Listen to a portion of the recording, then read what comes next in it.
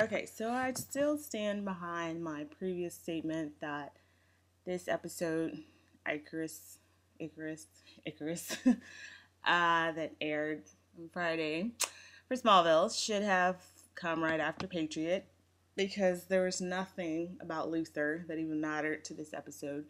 And I think it would have fit a lot of better because of the whole Aquaman and then you'd go to Hawkman and Stargirl. And I just think it would have flowed a lot better from Patriot to this episode. And Luther could have come after, but whatever. So I don't know why they did that.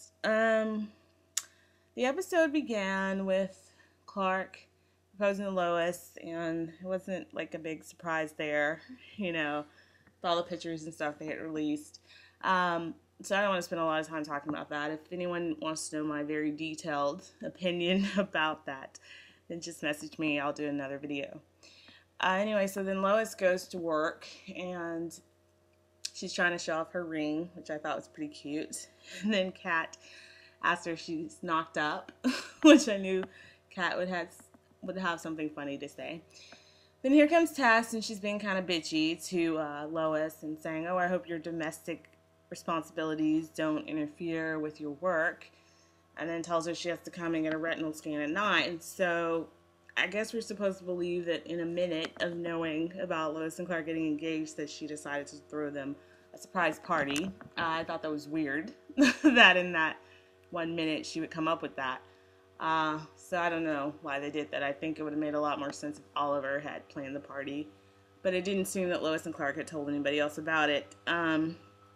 So Lois has this flashback of Chloe, and if someone could explain to me when this was supposed to take place in the timeline, because people have said, oh, it was during Lazarus, but Clark got stabbed. He came back to Watchtower. Chloe was in a panic. She went to go put on the Dr. Fate helmet. She traded herself for Oliver. Like, there was so much going on in that period of time that when could she have possibly taken time out of the day to go and have this little conversation at the Talon with, like, when Oliver's missing? Like, that made no sense to me, how that could have taken place in that timeline.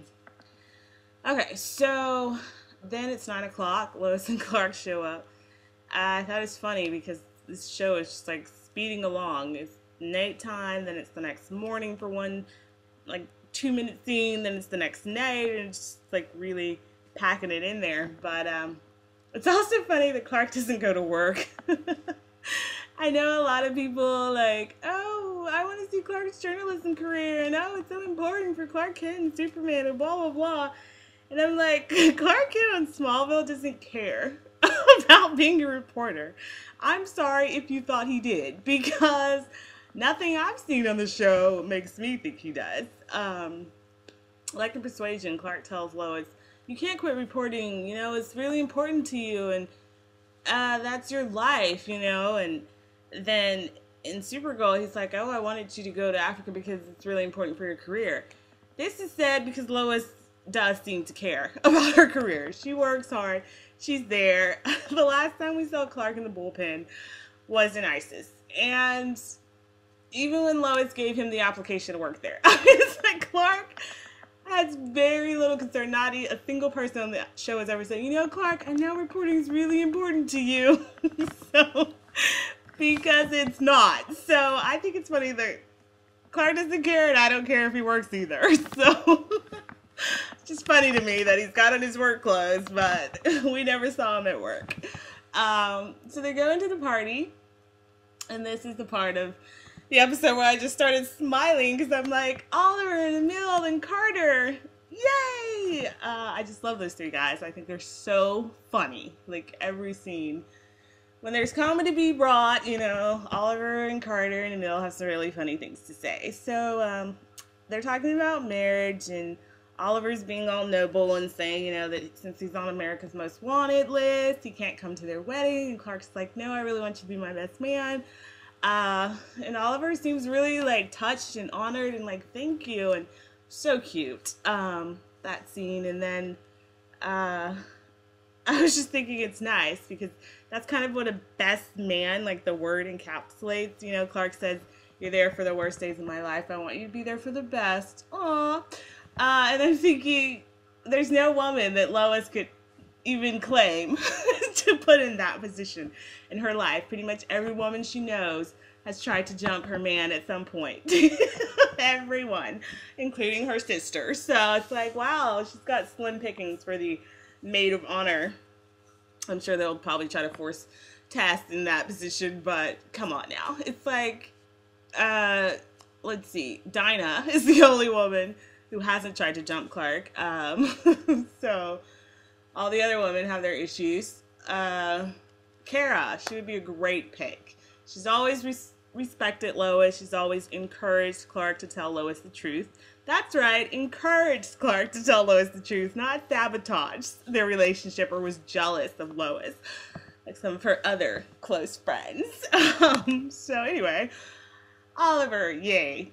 So they're talking, and Hawkman says, Oliver says that Carter's been married like 100 times. And Emil says, that's pretty impressive. Or not. For you. So that was really funny. Clark was laughing. I was laughing. It was just all really nice to see.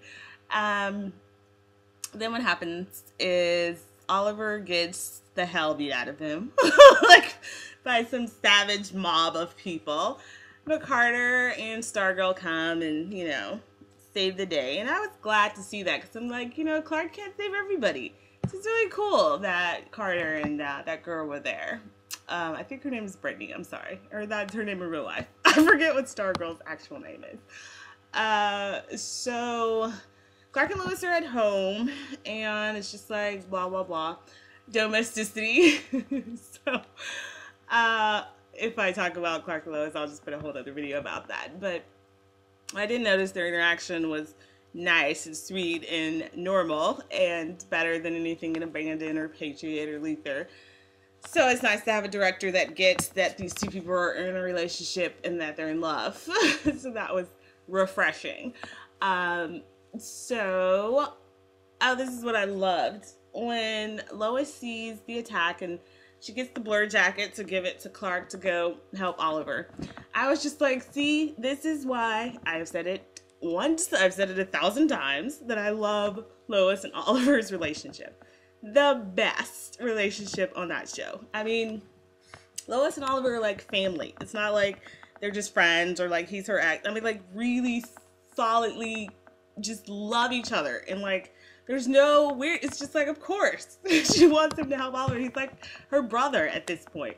And I love that Oliver loves Lois and Clark, and that Lois and Clark love Oliver. I just love that relationship, the three of them.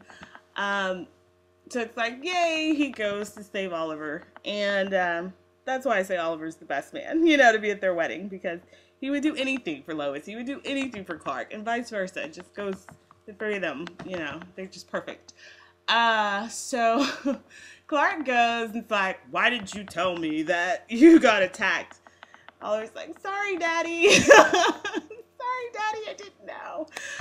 No, Oliver's like, I just wanted you to have some time alone with Lois.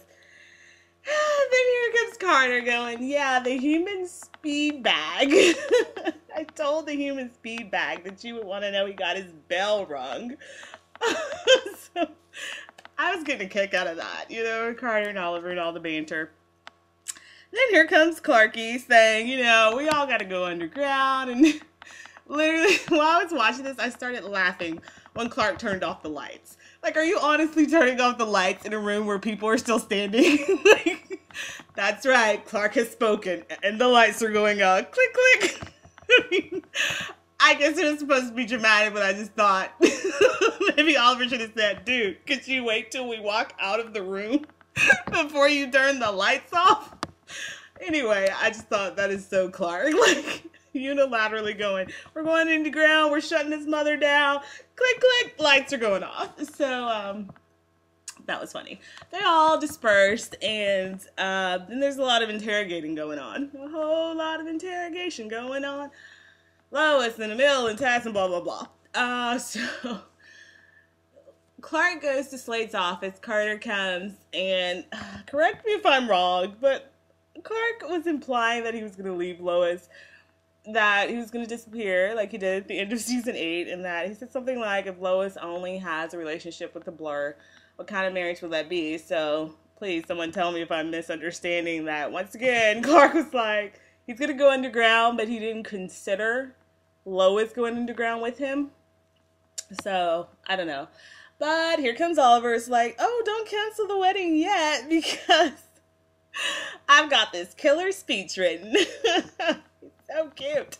Anyway, Justin. So yeah. Then Oliver says, we're supposed to be setting an example for the kids, and we can't even, sorry, I just got distracted. We can't even follow orders, even when we give them. And it's like, that's right, boom, Clark, looking at you. So Clark gives him a look like, shut up. So they're just so cute, all of them. So Oliver's doing some investigating on his computer, and he's finding out, that they're all being held at the DP. I loved this military woman. I love that she wasn't like a cartoon. I mean, she seemed seriously like she wanted to get the answers. Like, she believed in what she was doing, She wasn't beating the hell out of people, like Slade or anything. It was like, you could believe that she was a person, and that she was in the military. Lois escapes through a chute, a slide, and then she runs into Kat. I wanted to stand up and clap when I saw this scene because I thought that Lois was going to punch her, shove her in a closet, kind of like when Oliver picked her up and put her in the tomb in ISIS. And I just thought, this is typical Lois behavior, punch first, ask questions later. But no, she was totally reasonable, and she actually got through to Kat. And this is what I love about Kat's character. I mean, Kat's annoying. Her voice is more than annoying, but Carrie Lynn Pratt, or whatever her name is, can't help that. That's her voice. But what we saw in S.H.I.E.L.D. is that she cares about her son, that she's a good mother, she's a good person. I mean, she's a human being, she's not evil. She's like Lois said in Supergirl, she's misguided. So Lois grabbed her and she told her, you got to do this, and was talking about her son. And then Kat started to walk away again, and Lois grabbed her back, and I was like, oh no, Lois is gonna, nope. She just kept talking to her. She was like, the Blur has saved you twice, and it's true, he's saved her from the exploding car, from a bullet in the back, and he saved her from ISIS, but, that's just what Clark does, even if people don't like him. So she really got through to her, and that was nice. Like, I was like, Lois is an intelligent woman. Let's let her use her brain and not her fist. So I was just cheering. That was an awesome scene, very real, very human, and I appreciated the writing and acting a lot on that. So then Lois goes to Oliver's office, and Clark is finding out that the people have taken over the Daily Planet, and I didn't think he was panicked enough, in Lazarus or in season 9, the whole thing. If he knew that Lois is missing or something, it would be like, where's Lois? And he would just go off to go find her. But he runs into Tess and Emil, and he's asking them about what's happening, and they are just looking dumbfounded. So then he goes, and he runs into Slade and has this really long-ass conversation with Slade. I'm like, Lois could literally be dying, drawing her last breath. You need to go. I didn't understand why he paused and tried to reason with him. That's the time to beat the hell out of someone. Lois talking to Kat, that made sense. Now you need to get some answers by any means necessary. So I didn't like that whole scene with Slade.